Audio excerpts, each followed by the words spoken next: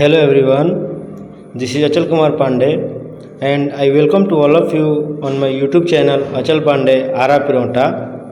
So today we will be discussing about Armed Forces Special Power Act 1958, which is also known as AFSPA in short form.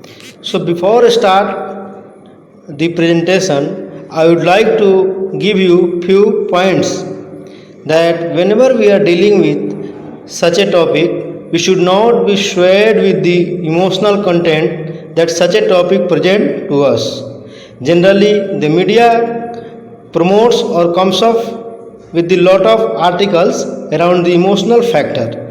Though it is important, but from exam point of view or preparation point of view, what is important is the technical points and facts and figure. For example, how do we go about tackling AFSPA is more important than what are the atrocity committed by the army or is the armed forces right in doing so. So this presentation has designed by me in such a way which will help you to answer better in any exam.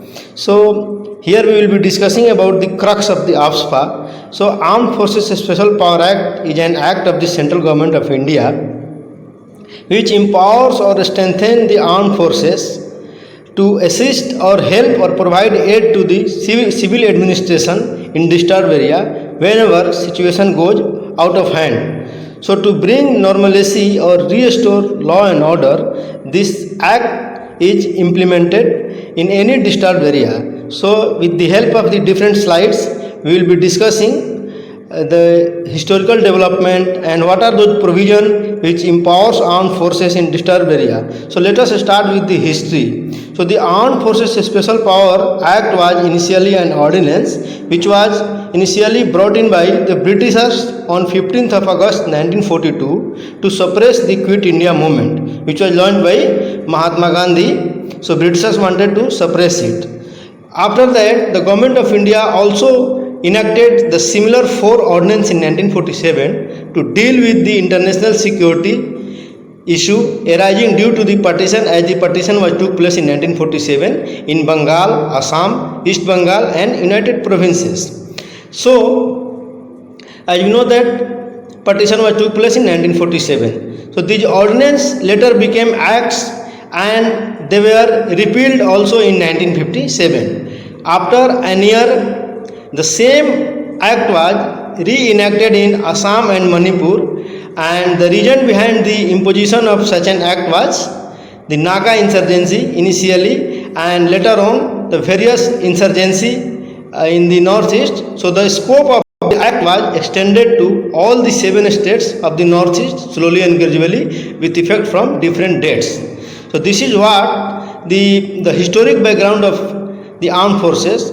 So later on, the act was extended to the Punjab and Chandigarh. Remember, Chandigarh is an union territory via Armed Forces Punjab and Chandigarh Special Power Act in 1983. Later on, this act was withdrawn in 1997. Again in 1990, the Armed Force Jammu and Kashmir Special Power Act was enacted to bring the normalcy or to eradicate the roots of militancy in J&K. So if you compare the J&K present to the 1990s, so militancy is nothing but still present. Now here another word is disturbed area. So the government, either the state or center, considers those areas to be disturbed to designates by the region of difference or disputes between the number of different religious, racial, language or regional groups or caste or communities. If they feel that that area needs to be declared disturbed, then it is declared. It is recommended by the state government headed by the governor. Subsequently, the Disturbed Area Act is implemented. So if you see the state government role, then the state government can suggest whether the act is required to be enforced or not. But under section 3 of the act, their opinion can still be overruled by the governor or the center, this is the ambiguity. Here there is a question, which is the first state to do away with the Armed Forces Special Power Act. So remember, Punjab and Chandigarh, these are the states where the Armed Forces Special Power Act was done away with in 1997. But if you talk about the Northeast, it is Tripura, which was done away with the Armed Forces Special Power Act first in Northeast. Now, how to declare an area as disturbed?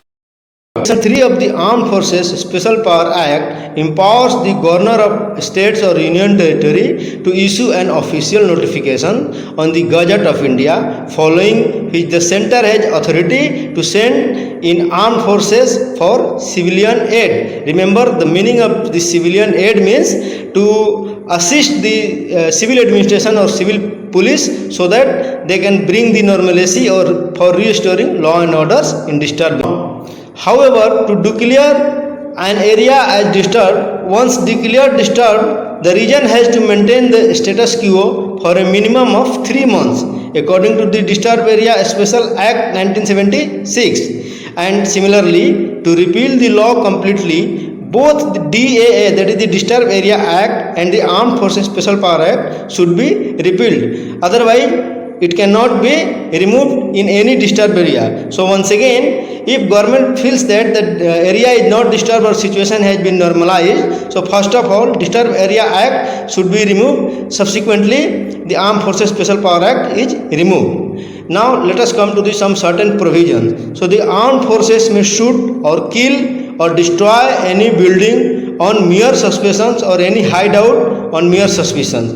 A non-commissioned officer or anyone of equivalent rank and above may use forces based on opinion and suspicions to arrest anyone without warrant, and they can even hold under their custody till their satisfaction, irrespective of civil administration, which can hold only for 24 hours. After that, they have to hand over to the nearest court of the justice. Now, another provision, he can fire at anyone carrying anything that may be used with only such a due warning as he may consider necessary. Once Armed Forces Special Power Act is implemented, no prosecution shall be instituted except with the previous sanctions of the central government in respect of anything done or purported to be done under this act. So these are some important provisions which are given to the armed forces, which strengthen or empowers the armed forces in disturbed area.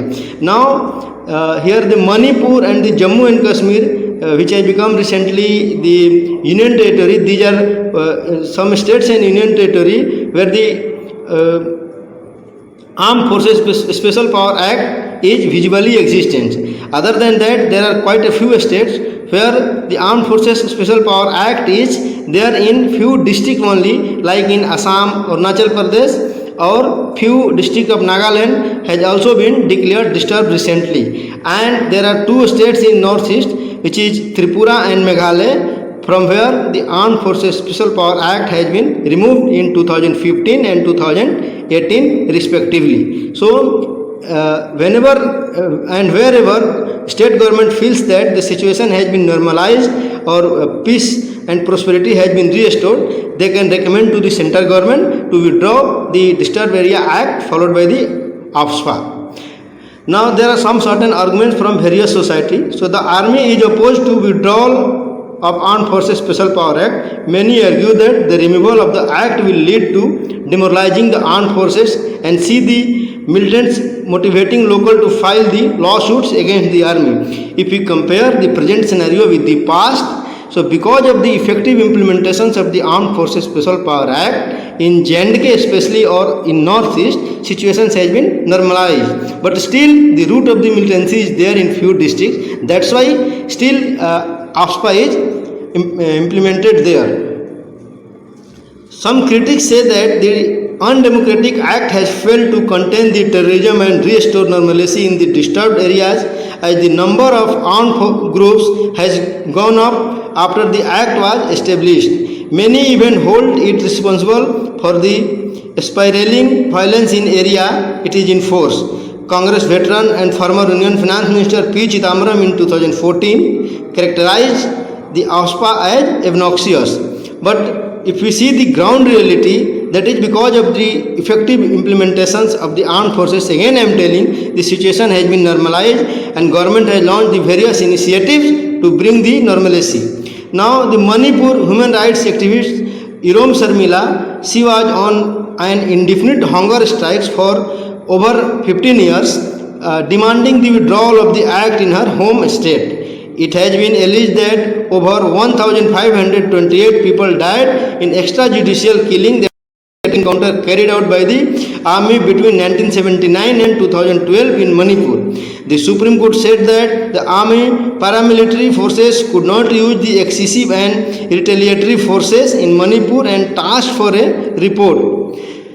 The Justice Jeevan Reddy Committee was set up in 2005 to review AFSPA and make recommendations. It recommended that the Armed Forces Special Power Act should be repealed and the Unlawful Activity Protection Act to be strengthened to fight the militancy. But however, no steps were taken to repeal or reform the act. So, if you see the ground reality, it is quite different from that of these mentioned arguments. So, army is doing its duty in a better way, or keeping this thing in the mind that no human rights to be violated except the duty. Now, coming to the way forward, the civilian government should take up responsibility. In the case of especially J&K, I am talking, the army has taken on economic and development roles that should have been reserved for governments, laying roads, starting schools, doling out scholarship, providing employment and skills training. Under the Sadbhavana mission, various schemes has been launched by the central government, which is being provided by the army. Army is just imparting training to the families residing in the J&K so that they can win the heart and soul of the defense forces, and they have started giving the respect to the military forces, defense J&K. So these are the good steps taken by the central government so that the normalcy should be restored as soon as possible. If the normalcy is restored or peace and prosperity is restored, then the Armed Force Special Power Act will be withdrawn with the Disturbed Area Act. So this is what the all about Armed Forces Special Power Act. So I request to all of you, so please watch this video till the end. If you feel that this video is useful for you, then please let me know in the comment section.